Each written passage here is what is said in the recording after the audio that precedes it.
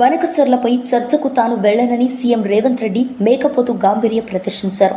నిన్నటి ఢిల్లీ సమావేశంలో ఎజెండాలో మొదటి అంశమే బనకచర్లపై చర్చ జరగలేదని రేవంత్ రెడ్డి బుకాయిస్తున్నాడు.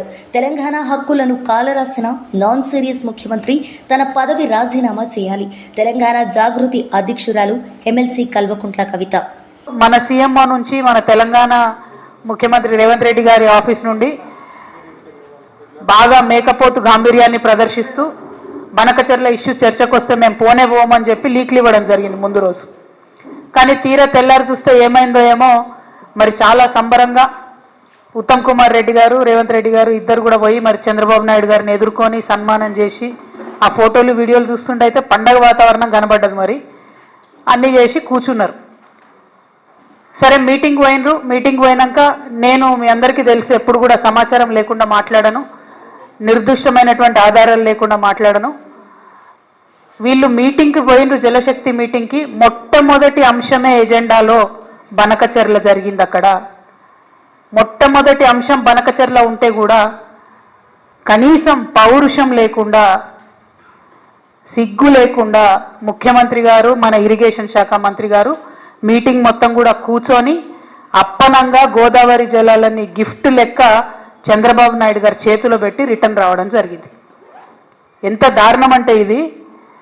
ఈ బనకచర్ల ప్రాజెక్టు కనుక జరిగితే గోదావరి జలాలలో తెలంగాణ యొక్క హక్కులు శాశ్వతంగా హరించిపోతాయి. ఈ విషయం తెలుసు, ముఖ్యమంత్రి గారికి తెలుసు, ఉత్తమ్ కుమార్ రెడ్డి గారికి తెలుసు. అయినా అటెండ్ అయినరు, అయినా పోయి ఉల్టా సన్మానాలు చేయించుకొని దండలేయించుకొని నీళ్లు అప్పనంగా అప్పచెప్పి వెనక్కి రావడం జరిగింది. నిజంగా ఎంత బాధ అనిపించిందంటే ఆడ చంద్రబాబు నాయుడు గారు సన్మానం చేస్తుంటే ముఖ్యమంత్రి గారి ముఖం ఆనందంతో వెలిగిపోతున్నది. కానీ నాకైతే బలిక బక్రాన్ చూసినట్టు అనిపించింది. కానీ ఇక్కడ బలయ్యేది ఎవరు? తెలంగాణ ప్రజలు. తెలంగాణ ప్రజల యొక్క హక్కులు, గోదావరి నదీ జలాల్లో శాశ్వతంగా హక్కులు కోల్పోతాం. ఇది వాస్తవం, ఇది జరిగింది అక్కడ. ఎందుకంటే ప్రెస్ ఇన్ఫర్మేషన్ బ్యూరో తెలుగులో ఒక ప్రెస్ నోట్ ఇచ్చింది, ఇంగ్లీష్లో ఒక ప్రెస్ నోట్ ఇచ్చింది.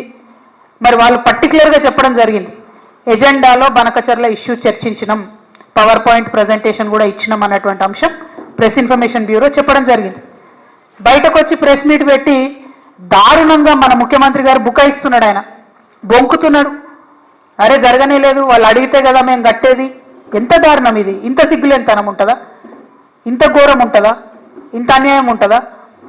జరిగింది వాస్తవంగా. అక్కడ అంతమంది సీనియర్ ఆంధ్ర ఇంజనీర్లు ఉన్నారు, ఇక్కడ సీనియర్ తెలంగాణ ఇంజనీర్లు ఉన్నారు. జరుగుతున్నటువంటి నష్టం ఏంది? మీరు ప్రదర్శిస్తున్నటువంటి వైఖరి ఏంది? ఇంత నాన్ సీరియస్గా ఉండేటటువంటి ముఖ్యమంత్రికి నిజంగా మన రాష్ట్రాన్ని పరిపాలన చేసే హక్కే లేదు. ముఖ్యమంత్రి గారు తక్షణమే రాజీనామా చేయాలని ఈ సందర్భంగా నేను డిమాండ్ చేస్తూ ఉన్నాను.